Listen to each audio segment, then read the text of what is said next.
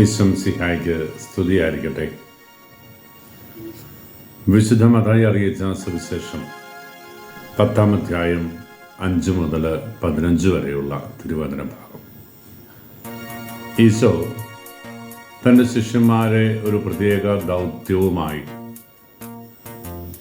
കൂടെ നടന്ന് പരിശീലിപ്പിച്ച് വചനത്താലും പ്രബോധനത്താലും അവരെ ധന്യരാക്കി ഒരു പ്രാക്ടിക്കൽ എക്സ്പീരിയൻസിന് വേണ്ടിയിട്ട് അയക്കുകയാണ്.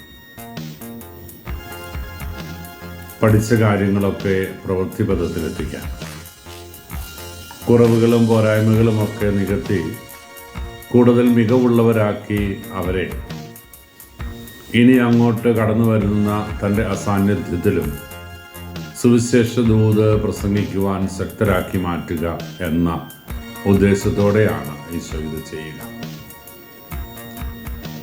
അവിടുന്ന് തൻ്റെ വചനത്തിൻ്റെ ആധികാരികത, തൻ്റെ ശിഷ്യരുടെ ഭാഷണത്തിൻ്റെ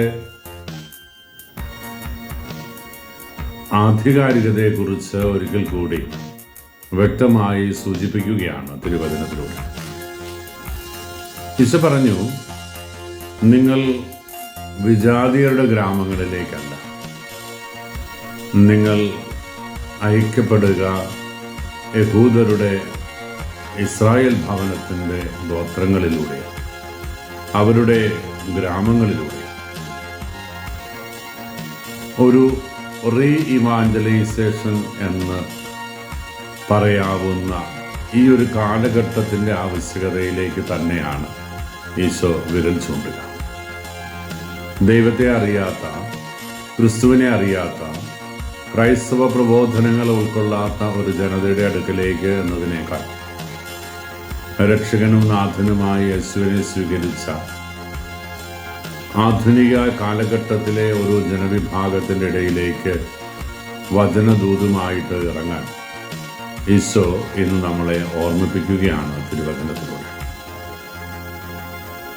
പറയേണ്ടതെന്തെന്നും പറയേണ്ടതെങ്ങനെയെന്നും ഈശോ വചനത്തിലൂടെ ഓർമ്മിപ്പിക്കുന്നുണ്ട്. അവിടുന്ന് പറഞ്ഞു, നിങ്ങൾ ഒരു ഗ്രാമത്തിലേക്ക് പ്രവേശിക്കുമ്പോൾ അവിടെയുള്ളവർക്ക് സമാധാനം ആശംസിക്കണം. ഏറ്റവും യോഗ്യതയുള്ളവൻ്റെ ഭവനത്തിൽ നിങ്ങൾ സ്വതന്ത്രമായി സ്വസ്ഥമായിട്ട് വാഴുക. നിങ്ങളൊരു ഭവനത്തിൽ പ്രവേശിക്കുമ്പോൾ അവർക്ക് സമാധാനം ആശംസിക്കണം. സമാധാനത്തിൻ്റെ പുത്രൻ അവിടെ ഉണ്ട് എങ്കിൽ സമാധാനം അവനിൽ വസിക്കും, ഇല്ലെങ്കിൽ ആ സമാധാനം നിങ്ങളിലേക്ക് തന്നെ മടങ്ങും.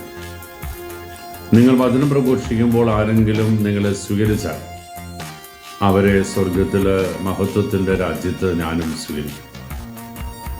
നിങ്ങളെ വചനം സ്വീകരിക്കാതെ പോകുന്നുണ്ടോ എങ്കിൽ നിങ്ങളുടെ കാലിലെ പൊടി തട്ടിക്കളയണം.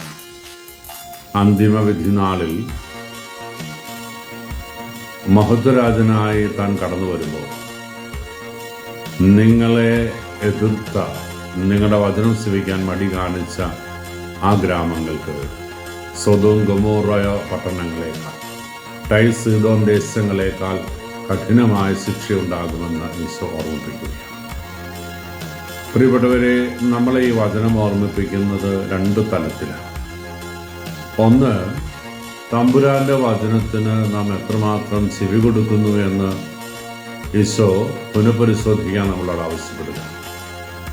ഈശോയുടെ വചനത്തെ പോസിറ്റീവായിട്ട് കാണാൻ നമുക്ക് സാധിക്കുന്നില്ല എങ്കിൽ വചനത്തിൻ്റെ പൊരുൾ ഉൾക്കൊള്ളാനും നമ്മളോട് പ്രസംഗിക്കപ്പെടുന്ന വചനത്തിനോട് താതാത്മ്യപ്പെട്ട് അടിസ്ഥാനപരമായ മാറ്റങ്ങൾ ജീവിതത്തിൽ വരുത്താനും നാം തയ്യാറാകുന്നില്ല എങ്കിൽ നമ്മളും സൊദോം ഗൊമോറ പട്ടണങ്ങളുടെ, ടൈർ സീദോൻ ദേശങ്ങളുടെ നാശത്തിൻ്റെ ശാപത്തിൻ്റെ നാളുകൾ ഏറ്റുവാങ്ങേണ്ടി വരും.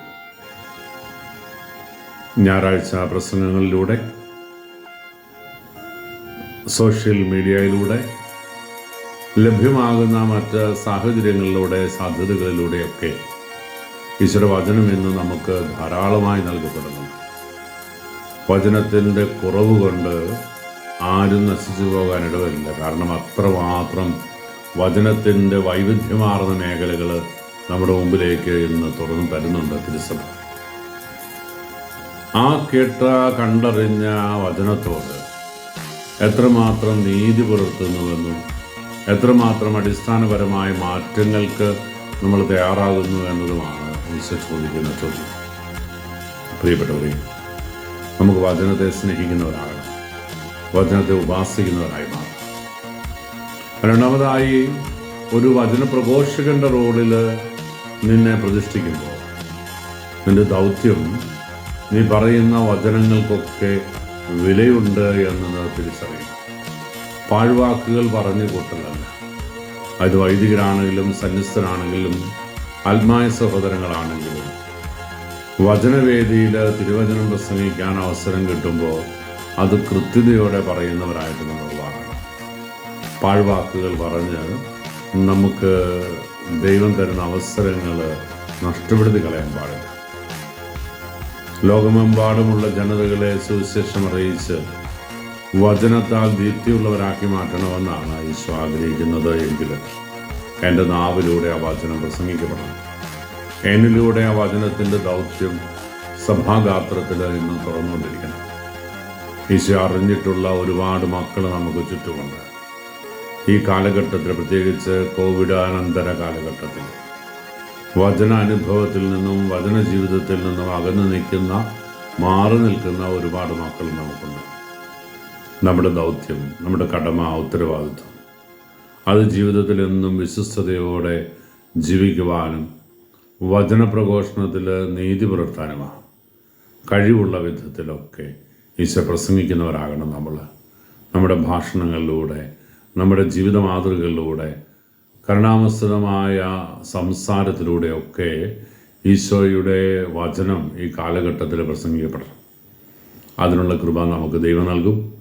അതിനുള്ള ശക്തി ഈശോ നമുക്ക് നൽകും. ഒന്നേ വേണ്ടു, അവിടുത്തെ വചനത്തോട് താത്മാർത്ഥ്യപ്പെടുക, അവിടുത്തെ വചനത്തിൻ്റെ ഉപാസകരാവുക, പ്രസംഗിക്കുമ്പോഴും കേൾക്കുമ്പോഴും. ഈശോ അനുഗ്രഹിക്കട്ടെ. കർത്താവ് സംസിഹായുടെ കൃപയും പിതാവായ ദൈവത്തിൻ്റെ സ്നേഹവും പരിശുദ്ധാരൂപിയുടെ സഹവാസവും നാം എല്ലാവരും കൂടി ഉണ്ടായിരിക്കട്ടെ, ഇപ്പോഴും എപ്പോഴും എന്നേക്കും. ആമേൻ.